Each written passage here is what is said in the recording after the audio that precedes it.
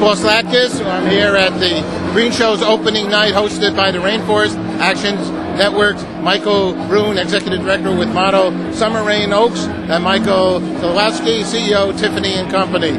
Okay, it's a wonderful evening. It's to help to, it's actually a place called GreenShows at 72 Green Street.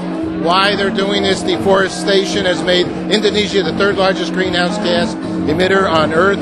Research by the Rainforest Action Network reveals that almost 100 top name fashion labels and luxury product companies are unknowingly drivers of this destruction. Wow, that's not good news. Selling their luxury wares in custom paper packaging, shopping bags made by the worst destroyers of Indonesia's rainforest. Indonesia is emitting so much carbon principally because of deforestation right now. And 20% of the world's carbon emissions are coming from deforestation. So Indonesia, little old Indonesia, is taking center stage, and a lot of that is happening from paper and also palm oil production. So I'm keeping this short. Without further ado, I want to bring on Mike Kowalski, who's the CEO of Tiffany and Company, because they are a great representative who have come over to take out their bags that they had from Indonesia. So Mike. Thank you very much. I know a lot of you are probably wondering, despite a wonderful introduction, what the heck is a luxury brand like Tiffany doing here? Perhaps in the eyes of some, we are certainly associated with luxury and perhaps even with consumption excess. But perhaps because we're 175 years old, and we are, we're almost 40. Perhaps because we do work with precious materials that indeed are intended to last. Tiffany is really about things that last, about things that we pass from one generation to the next, about those wonderful objects that really mark great occasions and great achievements. And so for us, ironically, the idea of the notion of sustainability has actually become second nature over the years. Now, having said that, we do recognize that our own industry, the jewelry industry, has its own share of inconvenient truths, and we're not hiding from those. Mining is a nasty business. By definition, it's not sustainable. It can be made better. We believe that there are special places where mines should never be built, and we oppose those mines wherever we can. You hear about the Pebble Mine in Bristol Bay, Alaska. Do your best to raise your voice in opposition to that, because it will destroy one of the world's greatest salmon fisheries and one of the first ecosystem. Don't buy coral jewelry. We haven't sold coral jewelry for 5 years, and it's unconscionable to buy coral jewelry. Most important, the reason that we're here tonight, we really want to support FSC and all the brand's efforts. We made the decision about 5 years ago, actually, to convert all of our paper production to FSC certified product. In 2007, thank you. And I owe that to my colleagues at Tiffany. It has nothing to do with me. It has to do with hard work done by all of our colleagues. In 2007, we actually made the decision to begin converting all of our shopping bags, the famous blue bag, and of course the famous blue box, also into FSC certified paper. And we've made a lot of progress. We're not all the way there. We're almost there.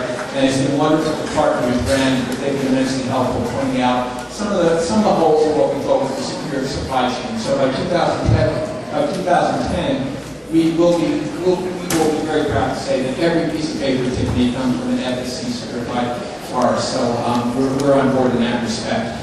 And finally, I think the reason that we're here tonight really is to ask our colleagues in the luxury business, whether they're retailers or branded retailers, to please share our commitment to FSC certified product. The reasons are obvious. One, it's not very expensive. Pennies for a shopping bag for a product that costs perhaps thousands of dollars.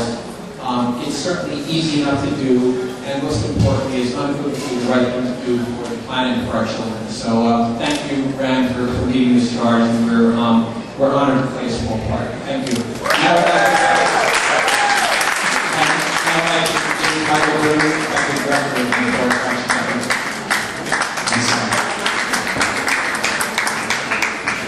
Hello, everyone. Having a good time tonight? Yeah! All right. I'm Michael Brune, Executive Director for Rainforest Action Network. And I wanted to start by just offering some applause and recognition to the wonderful Summer Rayne Oakes for her indefatigable spirit and irrepressible energy. Thank you.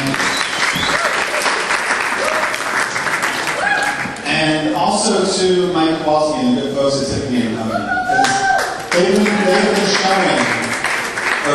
years, for more than 10 years now, that we actually can merge profits with principles, that we can do well by doing good. So, thank you. Thank you for all you do. So I'm here tonight, I've been given the assignment to draw the connection between climate change and shopping bags. Okay? So if I were to ask you to close your eyes and to draw up a picture of climate change, what would you see? Power plant. Most folks, thanks a lot. Most folks, when they think of climate change, the first thing they think of is maybe a coal-fired power plant, big belching smokestacks. They might think of a melting glacier. A lot of people think of clogged freeways, or that's a California term, clogged highways, right? Or giant oil spills. But very few of us will think of something beautiful. Most of us are always thinking about the practices we have to change, and the industries that we have to change. What we sometimes forget is that there are certain things that shouldn't be changed at all. And so what I'm talking about is rainforests. As Summer said, 20% of greenhouse gas emissions around the world are caused because of deforestation. Outside of the United States and China, it's Indonesia that leads the world in global warming pollution. The reason for that is because of rampant deforestation. Along with the rest of Southeast Asia, Indonesia has the highest rates of deforestation around the world. To give us some context, the greenhouse gas emissions coming from deforestation in just Indonesia is equal to all of the greenhouse gas emissions from every car, every truck, every bus, every boat, every plane in the country. That's from deforestation in one country. So Rainforest Action Network, what we do is we're one of the few groups in the country that focuses both on reducing our emissions and reducing our dependence on fossil fuels, as well as protecting rainforests and keeping some of the most beautiful, wild, and pristine areas still intact and still standing. We know that the threats to rainforests are severe. Companies like Cargill and ADM are converting massive areas of intact rainforests into oil palm plantations. And the oil palm is used in things like cookies and cakes and cereals and cosmetics. Right? Researchers at Brune earlier this year were documenting what the logging industry is doing in Indonesia. And they drew a connection between loggers in Indonesia and retailers here in the United States. They found out that these forests are being cut down and converted into pulp and paper that's then being used for shopping bags, used by Gucci and Coach and J. Crew and dozens of more corporations around the country. So we're here tonight with a very specific purpose. First, we're here because we believe from the depths of our soul that if we work together, we can actually protect some of the most important and beautiful places in the world. But we're also here because protecting rainforests comes at a cost.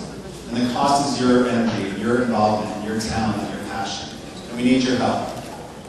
You're part of the trendsetters in this city. You're part of the trendsetters in this country. And we need your help to set a trend that bagging Indonesia's rainforests, destroying any rainforest, is just not acceptable. It's outdated. It's like slaughtering elephants for their ivory tusks. It's a practice that a mature, responsible society should be able to move beyond. So tonight, we need your help. I have here an open letter to the fashion industry that we're asking everybody to sign on to. We need every designer, every model, every person that you can think of, everybody here in the room to sign on to a letter to every fashion company who's selling these bags coming from Indonesia's rainforests. We need you to lend your name. We'd love if you could lend your talent, your creativity, your connections to help us to convince the industry that this is a practice that we should be able to move beyond. And we know that we can do this. Next year when we come here, we should have a celebration. We should be the ones that we should allow the next generation to walk in an ancient forest, to look up, and to say, wow.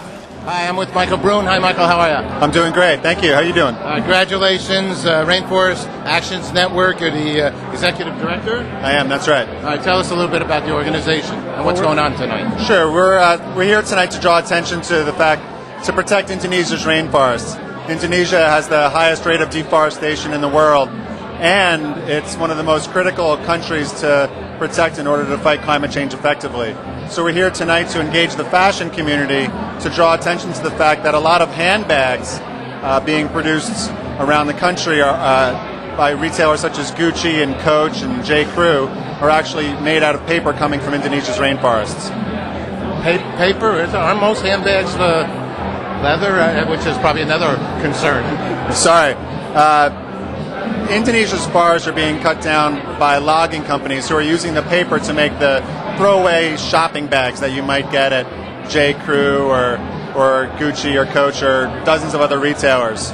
So we're here today to draw attention to this and to engage the broader fashion community in a collective effort to protect these areas. So what are some things of course, what affects the fashion community affects all of us as well. What are some things that we can do, and what does your organization suggest? Well, the first thing that we can do is work together to convince the biggest retailers in the country to not bag Indonesia's rainforests and to make a pledge to source from responsible sources. But we can also, the fashion community can also make sure that it's sourcing its products in a sustainable manner to promote stronger environmental values across a whole range of different issues. Today, what we'll be doing is we'll be signing up a couple hundred people to join us in the campaign, and we think that we're very confident that we'll be successful. And what would somebody do? So, say my audience wants to volunteer. I guess that what signing up means. Well, first visit Rainforest Action Network at ran.org, RAN.org, and you can sign the open letter to the fashion industry, to the biggest retailers in the country, to not bag Indonesia's rainforests. And then there's ways to volunteer on our website as well. Okay. All right. And it's a heck of a venue to be out on, huh? Yeah, it's a fantastic night. It's a great night for the rainforests. Okay. How old is the organization? 27 years. Deforestation accounts for 20% of all global greenhouse gas emissions. Yeah. 20% of greenhouse gas emissions comes from deforestation around the world. And after the United States and China, Indonesia is the leading country in global warming pollution. And that's because when you chop down a tree, we don't have that photosynthesis any longer? Sure. Yeah, we learned this, the very basic fact is that rainforests are often thought of as the lungs of the earth. They absorb carbon and they produce oxygen. But what many people don't understand is that rainforests can also be thought of as the thermostat for the planet, because they're critical to moderating the effects of climate change. They literally they're essential to keeping our climate stabilized. We started about 2 years ago, really as a humanitarian company. We started the nonprofit side, and then we started the bottled water side to help raise not only money for the projects we work on in sub-Saharan Africa, but also to raise awareness to the public. Because I was an engineer before this, and I didn't realize world issues. And I actually got involved with this quite accidentally, and really something came alive in me that said, I need to help make a difference. We work with a lot of organizations that deal with AIDS issues and safe water initiatives, and it's just with all of the people that contract AIDS every day, 14,000 every day in sub-Saharan Africa, the more people die from unsafe water than AIDS. And to realize that, I realized we could make a difference by just getting some information out to the public and letting them pick products that really help pay for the projects. And working on sustainability initiatives. And it's been wildly successful. We're doing a big show on October 4th, the Water Not Weapons with Pete Seeger. We're very involved.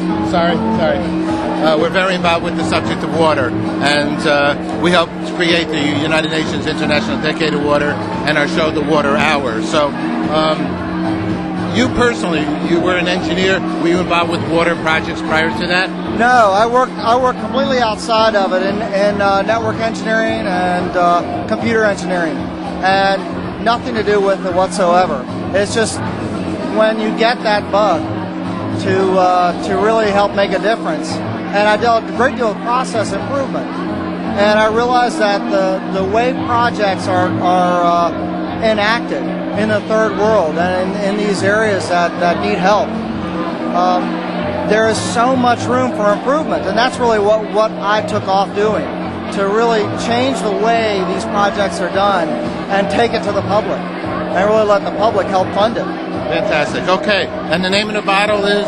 Tumai. And the name means what? It is Swahili for to hope.